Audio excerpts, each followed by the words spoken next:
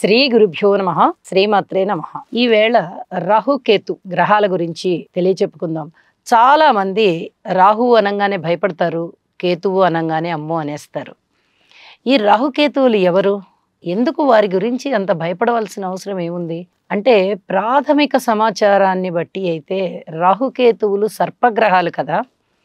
కాబట్టి ఈ సర్పానికి సంబంధించి జాతకంలో అనుకూలత లేకపోయినట్లయితే, రాహుకేతువుల మధ్య గ్రహాలన్నీ పడ్డట్టయితే, రాహుకేతువులు సరైన స్థితుల్లో లేకపోయినట్లయితే చాలా పెద్ద పెద్ద ప్రాబ్లమ్స్ వచ్చేస్తాయి అని అందరూ అనుకుంటూ ఉంటారు. అందువల్ల రాహుకేతువు అనగానే అమ్మో అమ్మో అనేస్తారు. అయితే రాహుకేతువుల గురించి భయపడవలసిన అవసరం లేదు అని చెప్పడానికే నేను ఈ ఎపిసోడ్ చేస్తున్నాను. ఈ ప్రాథమికంగా మీకు ఏర్పడేటటువంటి భయాలన్నిటినీ పారద్రోలండి. ఎందుకు అంత భయపడాల్సిన అవసరం ఏముంది?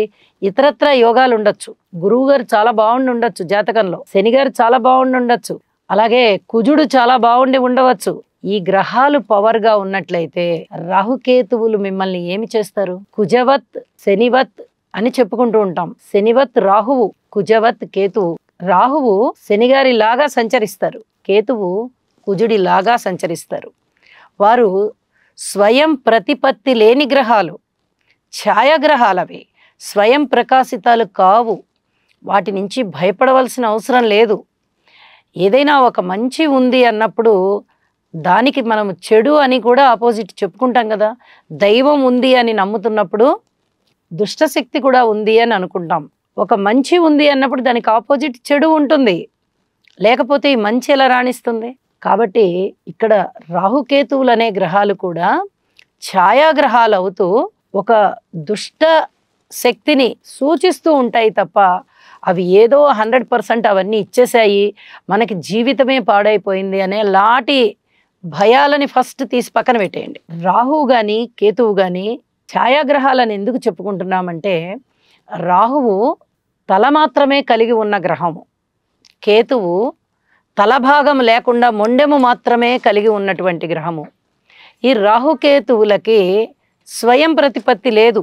వారు ఉన్న రాశిని ఆచ్ఛాదించుకొని ఫలితాలు ఇస్తారు. వారు ఏ నక్షత్ర సంచారము చేస్తున్నారో ఆ నక్షత్ర అధిపతిని బట్టి ఫలితాలు ఇస్తారు. అయితే కొన్ని సందర్భాలలో ఏ రాశిలో ఆ రాశి లగ్నం నుంచి ఎన్నో నంబర్ అవుతుందో అక్కడ దగ్గర నుంచి మంచి ఫలితాలు ఇచ్చేటటువంటి పరిస్థితి కూడా ఉంది. అయితే పూర్తిగా రాహుకేతువులే చెడ్డ ఫలితాలు ఇచ్చేస్తున్నారు, వాళ్ళ వల్ల మన జీవితమే పాడైపోయింది అనే లాంటి ఆలోచనలను అయితే తీసేయండి. ఎవరి జాతకంలో అయినా రాహు గారి స్థితి చంద్రుడి నుంచి 3వ స్థానంలోను, 6వ స్థానంలోను, 11వ స్థానంలోను ఉన్నట్లయితే చాలా చాలా అద్భుతమైనటువంటి ఫలితాలు ఇస్తారు. అలాగే కేతువు కూడా అంతే. చంద్రుడి నుంచి చూసుకోవాలి, 3వ స్థానము, 6వ స్థానము, అలాగే 11వ స్థానము చాలా అద్భుతమైన ఫలితాలను ఇస్తారు. మరి జన్మ జాతకంలోనే లగ్నం నుంచి చూసుకోవాల్సి వస్తే 5వ స్థానంలో కానీ 9వ స్థానంలో కానీ లగ్నం నుంచి, ఇవి లక్ష్మీ స్థానాలు. ఈ స్థానాలలో రాహు గాని ఉన్నట్లయితే ఒక విధంగా మంచి ఫలితాలే వస్తాయని చెప్పొచ్చు. కేతువైనా అంతే. ఎందుకంటే లక్ష్మీ స్థానాల విషయంలో ఈ రాశి అధిపతిని కదా మనం తీసుకుంటాం. రాహు ఉన్న రాశి అధిపతిని తీసుకుంటాం. ఏ నక్షత్రంలో సంచరిస్తున్నారో ఆ నక్షత్ర అధిపతిని తీసుకుంటాం. వాళ్ళు మళ్ళీ ఎక్కడున్నారో చూసి ఆ లగ్నానికి 5, 9 స్థానాల్లో ఉన్నట్లయితే అద్భుతమైన ఫలితాలు ఉంటాయి.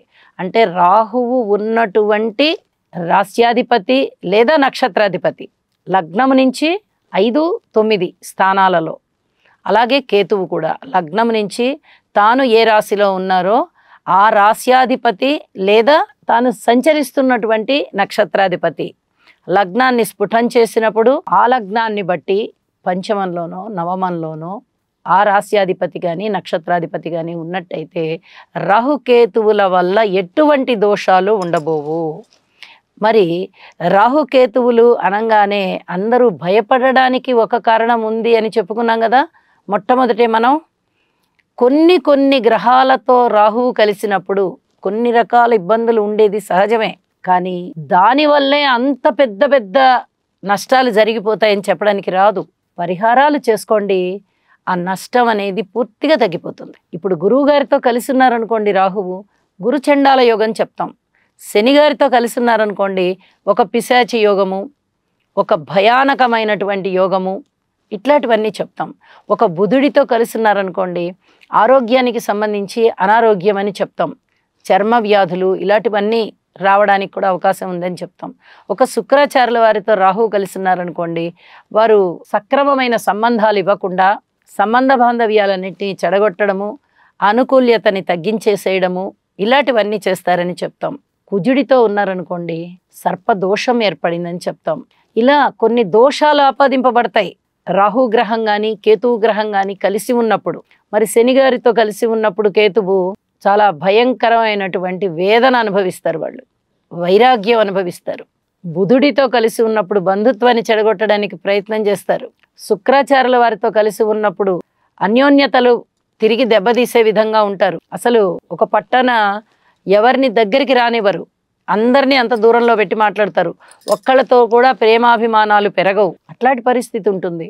ఇలాగా రాహుకేతువులు ఎవరితో కలిస్తే వాళ్ళతో కొన్ని రకాలైనటువంటి సమస్యలు ఇచ్చేది సహజమే, కానీ వాటికి పరిహారాలు ఉన్నాయి. ఇంకా కలిశారు కదా, లేకపోతే రాహుకేతువుల మధ్యలో గ్రహాలన్నీ పడిపోయాయి కదా, ఇతర 7 గ్రహాలు కూడా రవి కానీ చంద్రుడు కానీ బుధుడు కానీ కుజుడు కానీ గురువుగారు కానీ శనిగారు కానీ శుక్రాచార్యుల వారు కానీ ఈ 7 గ్రహాలు ఒకవైపు రాహువు ఒకవైపు కేతువు ఉండగా ఆ మధ్యలో గనక ఉన్నట్లయితే ఇంకేముంది కాలసర్పదోషం అనేస్తారు.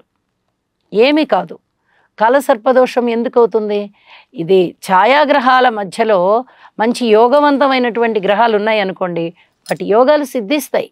అయితే ఒకసారి రాహుకేతు పూజ చేసుకోవాల్సి వస్తుంది, లేదా జపం చేసుకోవాల్సి వస్తుంది. అంత మాత్రాన వేలకు వేలు ఖర్చు పెట్టేసి మీకు కాలసర్పదోషం ఉంది, మీకు ఆ దోషం ఉంది, మీకు ఈ దోషం ఉంది అని అన్ని వేలు ఖర్చు పెట్టాల్సిన అవసరం లేదు. సాధారణమైన రెమెడీస్తోనే ఆ దోష పరిహారం వెళ్ళిపోతుంది. ఇది చాలా చాలా చెప్పదగ్గ సూచన. కొంతమందికి తెలియక ఈ సమస్యకి ఈ పరిహారం అనేది తెలియక చాలా చాలా ఖర్చు పెడుతూ ఉంటారు. రాహుకేతువుల వల్ల అంత భయపడవలసింది లేదు. రాహు కర్మని అనుభవింపజేస్తాడు, కేతువు కర్మని అప్పటి వరకు అనుభవించినటువంటి కర్మ ఏదైతే ఉందో దాన్ని ఇక అక్కడితో ఆపేసి మంచి ఫలితాలు ఇవ్వడానికి ప్రయత్నం చేస్తాడు. అలాగే రాహువు ఇంకా ఇంకా కొనసాగిస్తూ ఉంటాడు కర్మని. కేతువు ఇప్పటి వరకు ఎంత కర్మ చేశారో చూసుకుని దానికి తగిన ఫలితాలని మంచి ఫలితాలను ఇస్తూ వెళ్తాడు. తేడా ఉంది. రాహుకేతువులు ఇద్దరు ఎప్పుడు పరస్పరం సమసప్తకాలలోనే ఉంటారు. వారిద్దరూ ఎప్పుడు అపసవ్య దిశలోనే నడుస్తారు. అంటే 30 డిగ్రీల నుంచి వెనక్కి వస్తారు. 30, 29, 28, 27 అలా రాశిలో వెనక్కి వెనక్కి వెనక్కి వెళ్ళి 1 డిగ్రీ అయిపోయిన తర్వాత మళ్ళీ రాశి మారిపోతారు, మళ్ళీ 30 డిగ్రీల్లోకి వెళ్తారు. అట్లాంటి పరిస్థితి ఉంటుంది. కేతువు మోక్షకారకుడు. కేతువుని మనము ఆధ్యాత్మిక గ్రహం కింద కూడా తీసుకోవాలి. గురువుగారితో కలిసిన కేతువు మంచి ధనయోగాన్ని ఇస్తాడు, ఆధ్యాత్మిక చింతనని పెంచుతాడు. రాహుతో కలిసినప్పుడు గురువుగారు గురు చండాల యోగం, నాస్తిక భావాలు ఉంటాయి. కేతువుతో కలిస్తే అద్భుతమైనటువంటి కోటీశ్వర యోగం కూడా ఏర్పడుతుంది కొన్ని కొన్ని రాసుల్లో ఏర్పడ్డప్పుడు ఈ కలయిక. ఇలాగా భయపడవలసిన అవసరం లేదు. చిన్న చిన్న వాటికి రెమెడీస్ చేసుకోండి, పరిహారం చెయ్యండి. ఎవరైనా సరే బంగారపు స్పూను పట్టుకొని వాళ్ళు జన్మించారు అని చెప్పడానికి ఉండదు. వారి వారి పూర్వజన్మ సుకృతం ఎలా ఉందో దాన్ని బట్టి వాళ్ళకి ఆచరణ ఉంటుంది. పేద ఇంటిలో జన్మించినప్పటికీ గొప్ప స్థితులు ఉన్నాయంటే వాళ్ళకి అద్భుతంగా కలిసి వస్తుంది. ఆ పేద తల్లిదండ్రులు కూడా చాలా అద్భుతమైన స్థితికి వెళ్తారు. మా బిడ్డ పుట్టిన దగ్గర నుంచి మాకు బాగా కలిసి వచ్చిందండి అని చెప్పే వాళ్ళని చాలా మందిని చూస్తాం మనం. అలాగే ఎంత గొప్ప వాళ్ళ ఇంట్లో పుట్టినా అనారోగ్యంతో పుట్టచ్చు, ఆస్తి నష్టంతో పుట్టచ్చు, లేదా సఖ్యత లేని విధంగా కుటుంబంలో పుట్టచ్చు. ఇవి పుట్టిన దగ్గర నుంచి పరిస్థితులు మారిపోయి సఖ్యత ఉండకుండా కుటుంబాలు విడిపోతాయి. ఆస్తుల నష్టం, పెద్ద మొత్తంలో ఆస్తుల నష్టం వచ్చి రోడ్డున పడే పరిస్థితి వస్తుంది. అలాగే వారు పుట్టిన దగ్గర నుంచి అనారోగ్యాలు ఉండి ఎక్కడ లేని ధనం వారికే ఖర్చు పెట్టాల్సిన పరిస్థితి వస్తుంది. అంటే వాళ్ళ యొక్క గ్రహ స్థితులు ఏ విధంగా ఉన్నాయో దానిని అనుసరించి మనిషి జీవితం ఉంటుంది. ఈ గ్రహస్థితులు ఏ విధంగా ఉన్నాయి అని చెప్పేదానికి పూర్వజన్మలో మనము చేసుకున్న కర్మల ప్రారబ్ధం ఇప్పుడు మనం తెచ్చుకుంటాం. సంచితం మూట కట్టుకొని తెచ్చుకుంటాం, పుణ్యమైన పాపమైన దానిని బట్టి ఉంటాయి. అది అన్ని గ్రహాలు ఇస్తాయి. పంచమ స్థానంలో ఉన్నటువంటి గ్రహాలు పూర్వజన్మ పుణ్యాన్ని తెలియజేస్తాయి. నవమ స్థానంలో ఉండేటటువంటి గ్రహాలు పూర్వజన్మ పుణ్యాన్ని తెలియజేస్తాయి. ప్రస్తుత జన్మని తెలియజేసేయడానికి లగ్నము, లగ్నంలో ఉన్నటువంటి గ్రహాలు తెలియజేస్తాయి.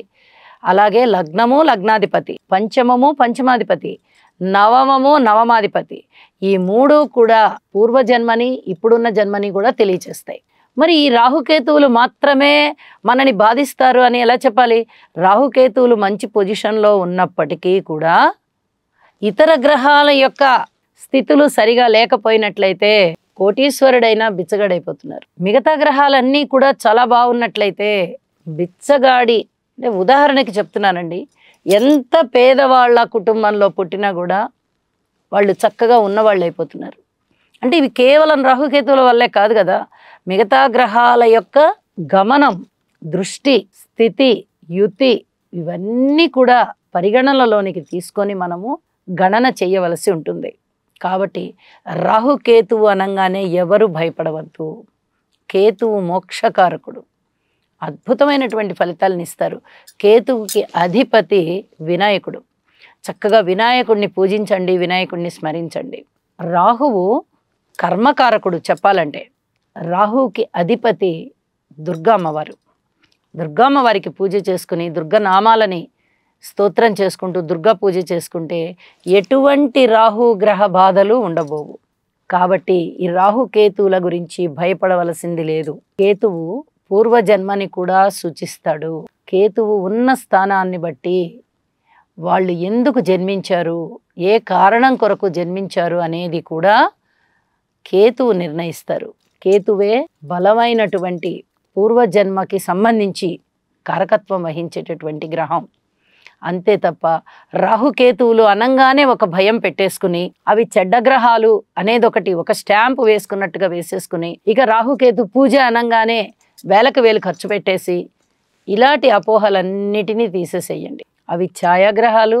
అవి ఏ ఏ గ్రహాలతో కలుస్తూ ఉంటే ఆ గ్రహాల యొక్క ఫలితాలను ఇస్తూ ఉంటాయి.